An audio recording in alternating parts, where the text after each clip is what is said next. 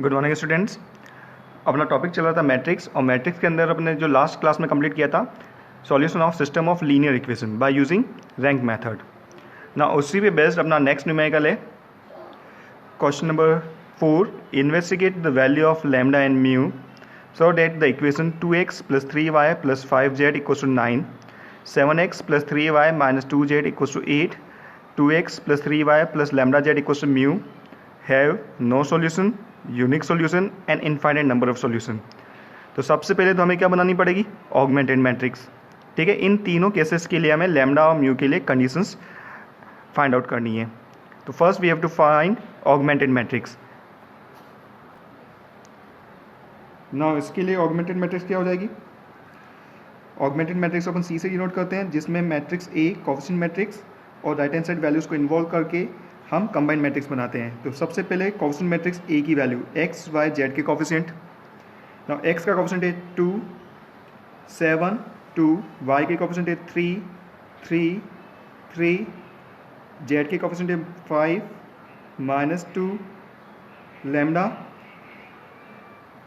ये जो पार्टीशन आ जाएगा, और coefficient of B right hand side values 9, 8 and mu.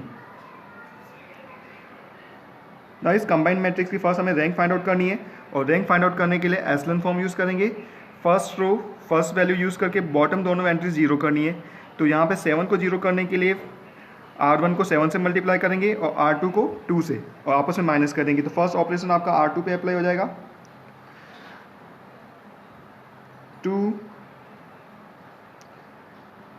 2R2 - 7R1।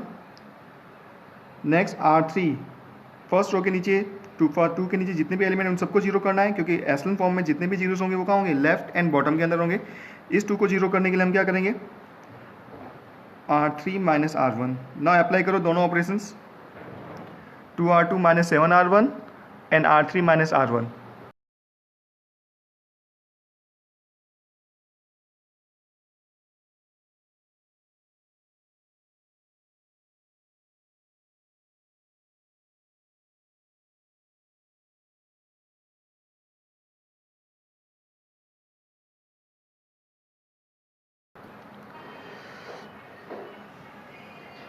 तो ये अपनी मैट्रिक्स हो जाएगी 2, 3, 5। फर्स्ट रो में कोई चेंजेस नहीं है। Now second row 2R2 - 7R1, 14 - 14, 0, 3 to 6, -21, 6 -21 आपका हो जाएगा -15, -2, -4 और -35, माइनस का 39, 16 -56, 16, 9 7 63, 16 - 63 आपका हो जाएगा माइनस का 47। Now R3 - R1, 2 - 2 0, 3 - 3 0, lambda -5 and mu -9। ये आपकी मैट्रिक्स आ जाएगी।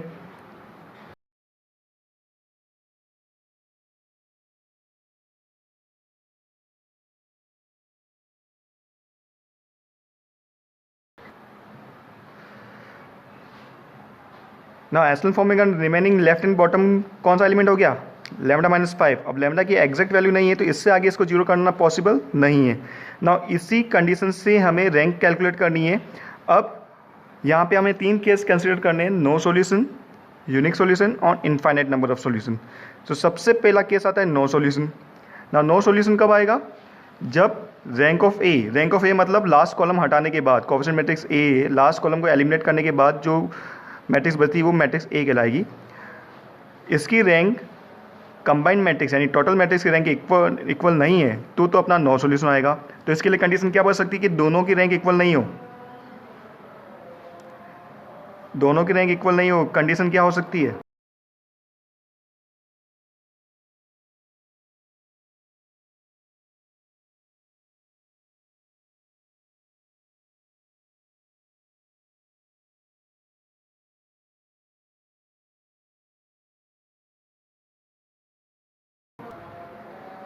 ठीक है, तो केस फर्स्ट अपना हो गया नो सॉल्यूशन ना। नो सॉल्यूशन तभी पॉसिबल है जब rank of A is not equals to rank of C, combined matrix की rank.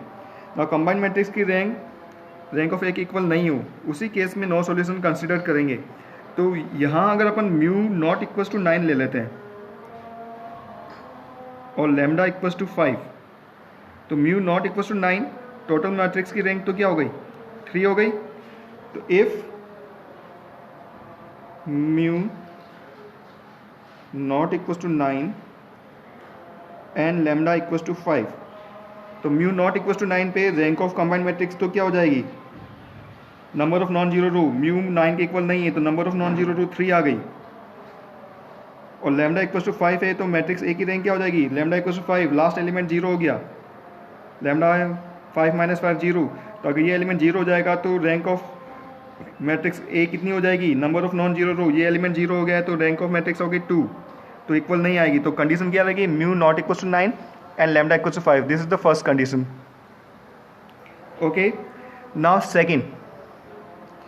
Second condition for unique solution. ना यूनिक सॉल्यूशन के लिए आपका rank of matrix A equal होना चाहिए रैंक ऑफ मैट्रिक्स सी के। Rank of A matrix rank of C के equal होना चाहिए और वो रैंक आपकी आनी चाहिए 3 नंबर ऑफ वेरिएबल। तो ये आपका यूनिक का केस हो गया यार। नाउ दोनों मैट्रिक्स की रैंक 3 कब होगी, अगर लैम्डा नॉट इक्वल टू 5 है तो उस केस में दोनों ही मैट्रिक्स की रैंक 3 हो जाएगी। तो यहाँ कंडीशन क्या लग जाएगी, lambda not equal to 5 and mu can take any value.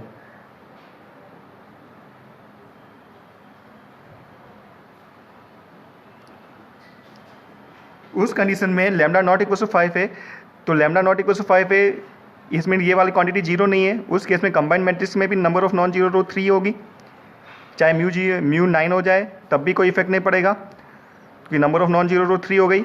और इस कॉलम को हटाएंगे तब भी अपना लास्ट कॉलम को एलिमिनेट करने के बाद भी number of non zero row lambda not equal to 5 है 3 निकलाएगी। तो दोनों मैट्रिक्स की रैंक 3 आ गई।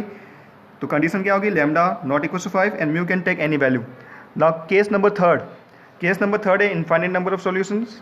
और इनफाइनाइट नंबर ऑफ सॉल्यूशन कब होगा, जब दोनों मैट्रिक्स की रैंक 2 के इक्वल हो, 3 नहीं होनी चाहिए।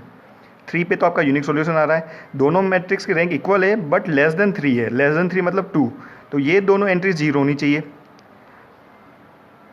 It means lambda equals to 5 and mu equals to 9। तो नेक्स्ट केस लिखो, केस नंबर थर्ड। और नेक्स्ट न्यूमेरिकल है अपना, for what value of k the equation x plus y plus z equals to 1, 2x plus y plus 4z equals to k, 4x plus y plus 10z equals to k square have a solution and solve them completely in each case. तो हमें k की वो value find out करनी है जिसके लिए system का solution exist करे, यानी सिस्टम क्या होना चाहिए, कंसिस्टेंट।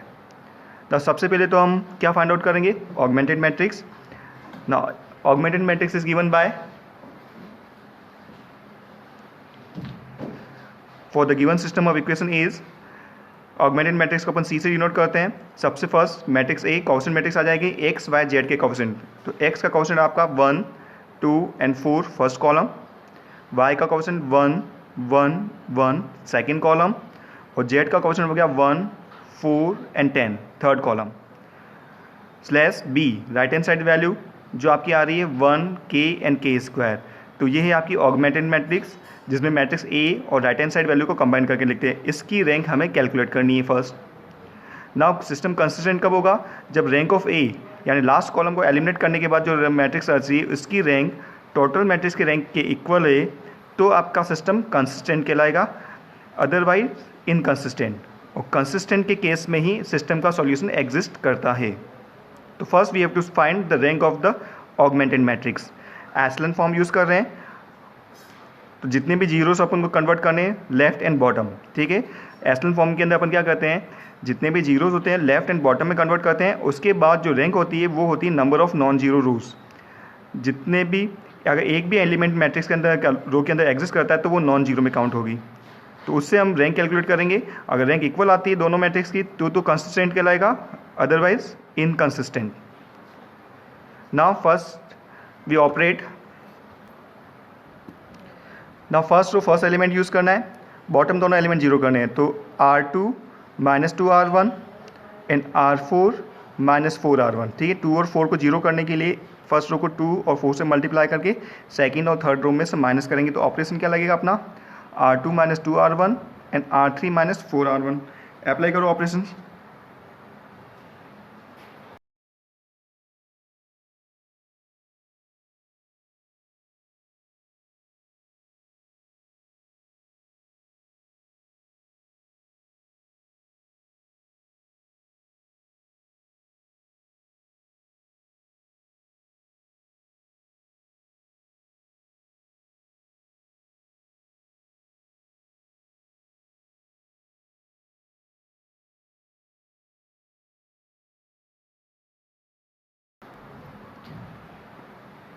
तो मैट्रिक्स ये आपकी हो जाएगी।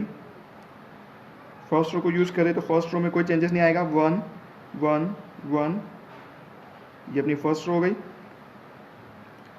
Now R2 minus 2R1, 2 minus 2 0, 1 minus 2 minus 1, 4 minus 2 2 और K minus 2। R3 minus 4R1, 4 minus 4 0, 1 minus 4 minus 3, 10 minus 4 6 and K square minus 4।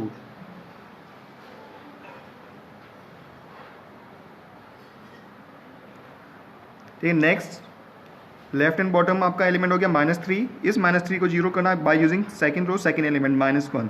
तो माइनस 1 को यूज़ करके माइनस 3 को जीरो करना है, तो यहाँ ऑपरेशन क्या अप्लाई हो जाएगा, R3 माइनस 3R2 अप्लाई करो, R3 minus 3R2। Now first और सेकंड रो कांस्टेंट है, फर्स्ट एंड सेकंड रो अपनी कांस्टेंट है, 0 minus 1 2 K minus 2 is the second रो।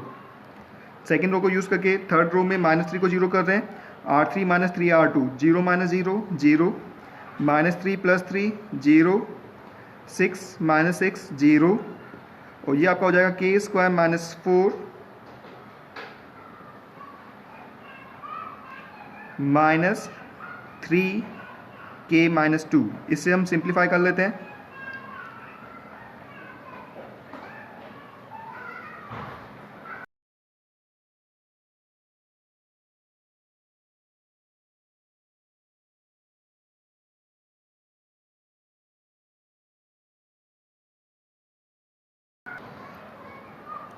तो ये अपना हो जाएगा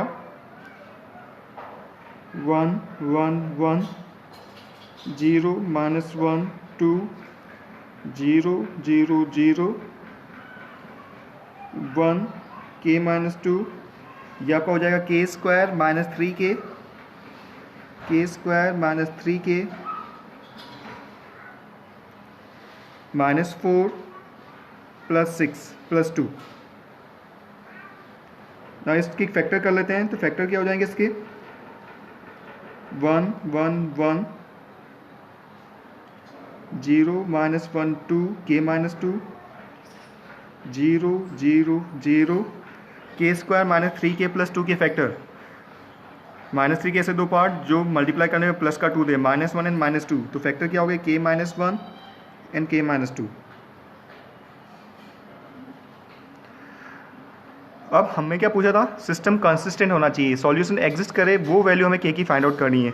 नाउ अगर रैंक ऑफ A देखा जाए, रैंक ऑफ A, तो राइट हैंड साइड वैल्यूज़ को एलिमिनेट करने के बाद जो मैट्रिक्स बचती है, यानी ये वाला पार्ट अगर एलिमिनेट कर दे तो यहाँ मैट्रिक्स में नंबर ऑफ नॉन जीरो रोज कितनी आ रही है, 2 आ रही है, क्योंकि लास्ट रो तो तीनों एलिमेंट जीरो है। तो रैंक ऑफ A कितना हो गया, 2। अब rank of combined matrix, total matrix की रैंक भी 2 होगी, तभी आपका सिस्टम सॉल्यूशन एग्जिस्ट करेगा, बाकी क्या हो जाएगा, इनकंसिस्टेंट हो जाएगा। वो कब पॉसिबल होगा, जब ये वाला पार्ट जीरो हो जाएगा, और ये वाला पार्ट जीरो कब होगा, तो rank of C equals to 2 only if K equals to 1 और 2। तो ये दो केस है के की वैल्यू जिस पे सिस्टम का क्या हो जाएगा, सॉल्यूशन एग्जिस्ट करेगा और रैंक ऑफ ए आपका रैंक ऑफ सी के इक्वल हो जाएगी। तो के इक्वल टू 1 और 2 अपनी वैल्यूज़ है जहाँ पे सॉल्यूशन एग्जिस्ट करता है ना। इसके बाद क्या पूछा है, अगर सॉल्यूशन एग्जिस्ट करता है तो we have to find the solution. तो first we have take k equal to 1 ना, फॉर के इक्वल टू 1। ये तो केस फर्स्ट हमें कंसिडर करना है के इक्वल टू 1। के इक्वल टू 1 पे आपकी मैट्रिक्स सी क्या हो जाएगी, फर्स्ट रो में कोई चेंजेस नहीं है, 1 1 1 1, सेकेंड रो 0 -1 2, के 1 -2 -1, और थर्ड रो 0 0 0, के इक्वल टू 1 है तो लास्ट ये वाली वैल्यू भी क्या हो जाएगी, 0 हो जाएगी। तो अब rank of A, combined matrix की रैंक कितनी हो गई, ए, कोएफिशिएंट मैट्रिक्स की rank 2, number of non zero row 2, और कंबाइंड मैट्रिक्स की रैंक भी number of non zero row 2 equal आ रही है, and which is less than number of variable. कि वेरिएबल कितने अपने पास 3 है, hence the system have infinite number of solution, infinite number of solution. अब सॉल्यूशन फाइंड आउट करना है तो इस मैट्रिक्स से हम इक्वेशन जनरेट कर लेंगे। तो फर्स्ट इक्वेशन यहाँ से बन जाएगी x + y + z equals to 1। Second equation 0x - y + 2z equals to -1। तो we have 2 equations and 3 variables, और मैथमेटिकली जितने नंबर ऑफ इक्वेशन होते हैं उतने ही वेरिएबल्स की वैल्यू हम वहाँ से कैलकुलेट कर सकते हैं। तो यहाँ किसी एक वेरिएबल्स की वैल्यू हमें सपोज करनी पड़ेगी। तो यहाँ पर ले लेते हैं let z equals to k, कोई भी वेरिएबल ले सकते हैं आप, चाहे z y या x। तो z इक्वल्स टू k ले लिया, तो यहाँ से आपकी y की वैल्यू मिल जाएगी, y equals to z equals to k, तो 2k -1 को इधर ट्रांसफर किया था 2k + 1, तो y इक्वल्स टू क्या आ गया 2k + 1, और x इक्वल्स टू अपना आ जाएगा, y की वैल्यू आपकी आ रही है 2k + 1 और z की वैल्यू k इक्वल्स टू 1, 1 से 1 कैंसिल, तो x इक्वल्स टू आपका आ रहा है -3k, और k की हर एक वैल्यू के लिए सिस्टम को सेटिस्फाई करेगा। तो ये इनफाइनाइट नंबर ऑफ सॉल्यूशन देगा। तो ये था अपना case number 1, k equals to 1। Now same process से अपन सेकंड केस कंसिडर करते हैं k इक्वल्स टू 2 पर। नाउ अगर k इक्वल्स टू 2 होगा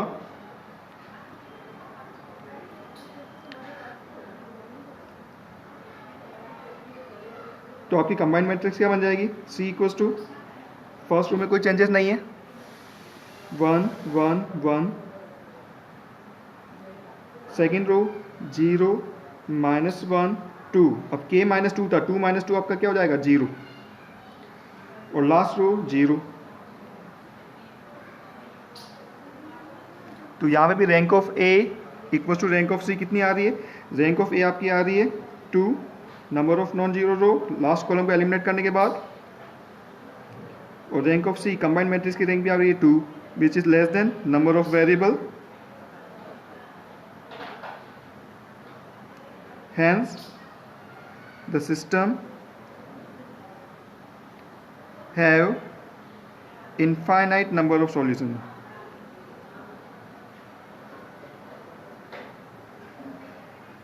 ना वो सॉल्यूशन कैलकुलेट करते हैं, यहाँ से इक्वेशन जनरेट कर लो कि इक्वल्स टू 2 के करस्पॉन्डिंग फर्स्ट इक्वेशन आपकी बन जाएगी,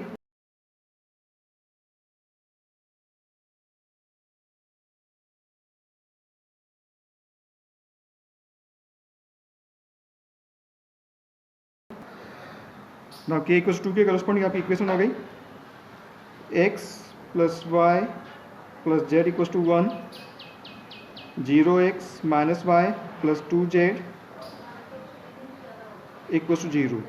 तो यहाँ पे भी अपने पास नंबर ऑफ वेरिएबल 3 है और इक्वेशन 2 है, तो किसी एक वेरिएबल की वैल्यू सपोज करनी पड़ेगी। तो let z equals to k, और z इक्वल्स टू k हो गई तो y की वैल्यू क्या हो गई, y इक्वल्स टू 2z यानी 2k, और x की वैल्यू हो जाएगी y + z, k + 2k 3k, तो x इक्वल्स टू आपका हो गया 1 - 3k, और k की हर एक वैल्यू के लिए ये सिस्टम को सेटिस्फाई करेगी। तो ये भी इनफाइनाइट नंबर ऑफ सॉल्यूशन दे रहा है।